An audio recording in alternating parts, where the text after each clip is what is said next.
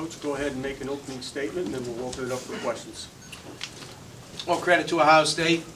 They played an excellent game offensively in terms of sharing the ball, and they imposed their will physically on the boards. That was just the difference in the game, especially early. We could not rebound the ball. It's the first time all season long that I can really recall our team just getting housed, really on the glass like that. And the physicality of our team has taken a real drop, and it's shown here in our last two games, in particular on the road, but we had it as well at home against Maryland. And our interior defense, offense, ability on the glass, those things have to be intact for us to be successful, and they're not right now. And then you compound two odd halves offensively for us. Turned it over in the first half, again too much, and in the second half we actually did a pretty good job of running some stuff, playing together, and got some baskets to go. But it's just an odd thing. Teams go through highs and lows, and then sometimes teams really find their niche. This team sort of has hit a pothole, so to speak. But in every season, the story's never written till the end. But we're going to have to change paths here and change course of how we're playing. And the only group that can really get themselves out of it is us. Like every team that kind of goes through it, you find your tough guys, you find your togetherness, and you have to find a sort of a way to break through in the moment of truth. And for us, as we get back, our next opportunity is Purdue at home, and nothing's going to mean more than that day. Zach? Sure. Talking about the rebounding, I guess, for you, is it just reflective of guys just not being able to engage with the game, whether it be intensity-wise or details-wise, kind of early on, just not being able to kind of find their way in the same way Ohio State was? I would just say that, that our team has to be successful doing a number of things.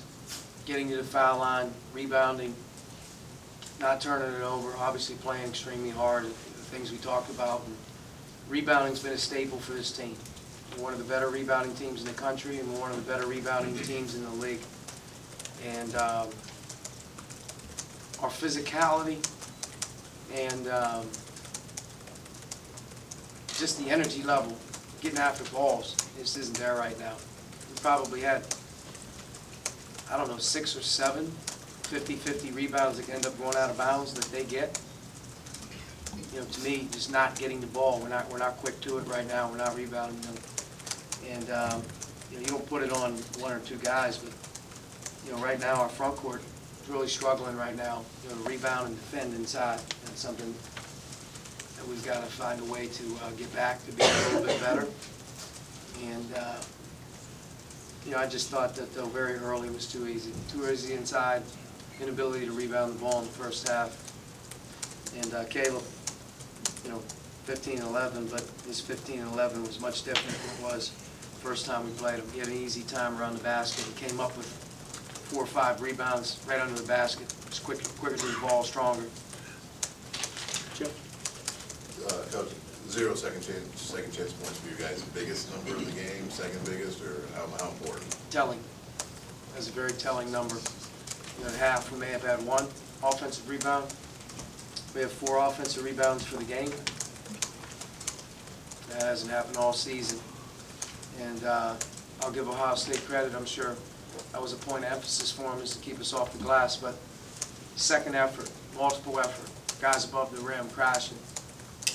To me, this was a very standstill game. We were locked to the ground around the rim, and it's a little concerning. But like I said, every team's going to go through the season. They're going to write their own story, and we're at a time right now where we've got to rely on each other to find a way to get ourselves out of it. And, if you do it every single game, if you're there, that's part of what you do, and it goes away.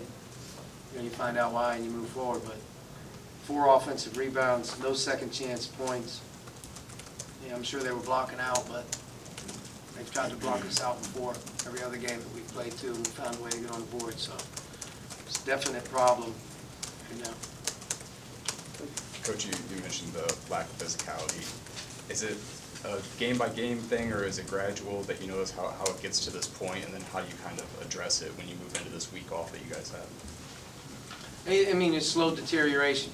You know, I thought we were as physical as we needed to be last week against Michigan State, and I thought against Maryland, things were a little bit too easy around the basket. And that happened again on Wednesday, so it comes and goes. You know, I mean, you got to be able to bring your effort level every single day. And, you know, with us, it starts with our everyday approach. You know, you can't play hard and practice soft. It's an ultimate line. You can't play hard and practice soft.